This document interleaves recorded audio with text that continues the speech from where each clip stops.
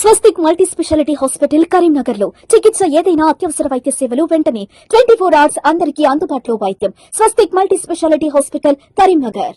మొదటగా బంగారం కొంటామని వచ్చిన దుండగులు కాల్పులు జరిపి భారీ మొత్తంలో చోరీకి పాల్పట్టుగా తెలుస్తున్నది. సో ఒకసారి స్క్రీన్ మీద ఆ విజువల్స్ ని ఒకసారి సీసీటీవీ విజువల్స్ లో చూద్దాము.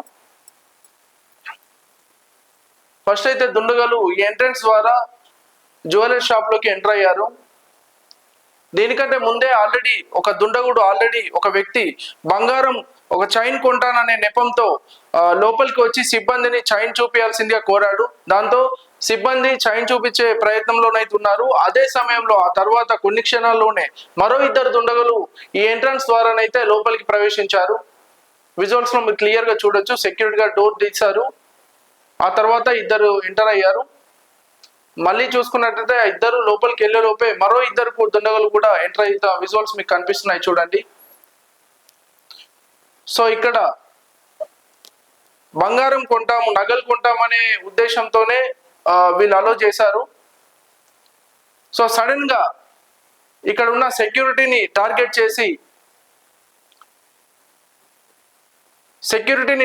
చేసి అదుపులోకి తీసుకున్న దృశ్యాలను మీరు చూస్తున్నారు. ఇక్కడ ఆ వెంటనే మరో దుండగుడు ఇక్కడ తుపాకీని చేతిలో పట్టుకున్నాడు. ఇక్కడ ఇంకో దుండగుడు సిబ్బందిపై టార్గెట్ చేశాడు. సో మొత్తానికి సెక్యూరిటీ గార్డ్ ని టార్గెట్ చేసుకొని తన ఆధీనంలోకి తీసుకొని తర్వాత సిబ్బందిని టార్గెట్ చేస్తున్న దుండగుల దృశ్యాలను అయితే మీరు చూడొచ్చు. ఈ వ్యక్తి చూడండి బయట నుంచి ఇంకెవరైనా వస్తున్నారని కాపలాగా అక్కడ తిరుగుతూ ఉన్నాడు.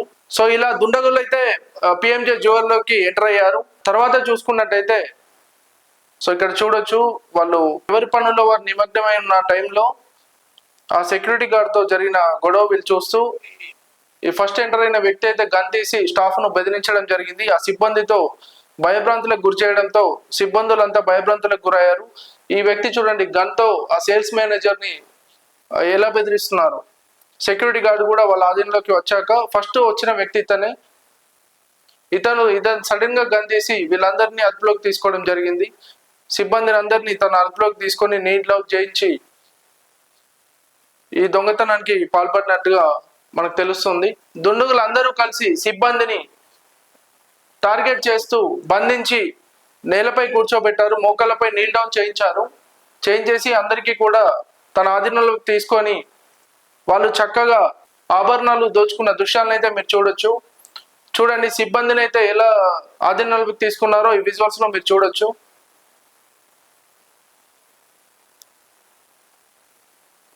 సిబ్బంది అందరినీ కూడా నీల్ డౌన్ చేయించి గన్స్ తో బెదిరిస్తూ వాళ్ళు సిబ్బందిని అందరినీ తన ఆధీనంలోకి తీసుకున్న దృశ్యాలను మీకు స్పష్టంగా చూడొచ్చు.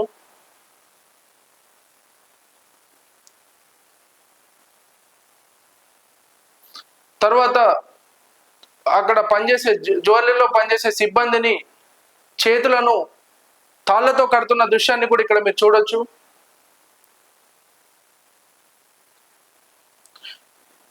సిబ్బందిని అందరినీ తన అదుపులోకి తీసుకొని ఇక్కడ ఉన్న జ్యువెలర్స్ అన్ని కూడా దుండగులు తీసుకుంటున్న దృశ్యాలు మీకు కనబడుతున్నాయి చూడొచ్చు.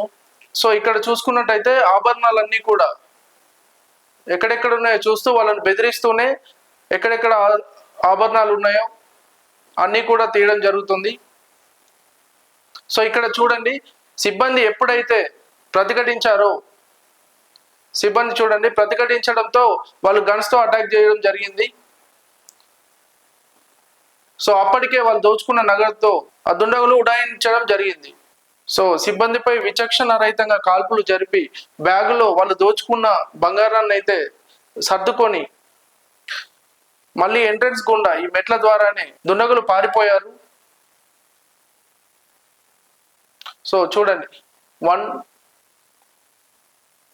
2 3 4 5 ఐదుగురు దుండగులు కూడా ఈ ఎంట్రన్స్ ద్వారానే వాళ్ళు ఎంటర్ అయిన ఎంట్రన్స్ ద్వారానే మళ్ళీ ఆ నగదు దోచుకొని పారిపోవడం జరిగింది. సో తర్వాత సిబ్బంది కూడా వాళ్ళ వెనకాల పరిగెత్తిన గాయపడ్డ సిబ్బంది మొత్తంగా ఈ ఘటనలో 4 సిబ్బంది అయితే తీవ్రంగా గాయపడ్డారని తెలుస్తుంది. వాళ్ళు ప్రస్తుతం ఆసుపత్రిలో చికిత్స పొందుతారని తెలిసింది. పోలీసు వాళ్ళైతే నిందితుల చిత్రాలను అయితే విడుదల చేయడం జరిగింది. దర్యాప్తు అయితే ఇంకా కొనసాగుతుంది. చూద్దాం ఏం జరుగుతుందో.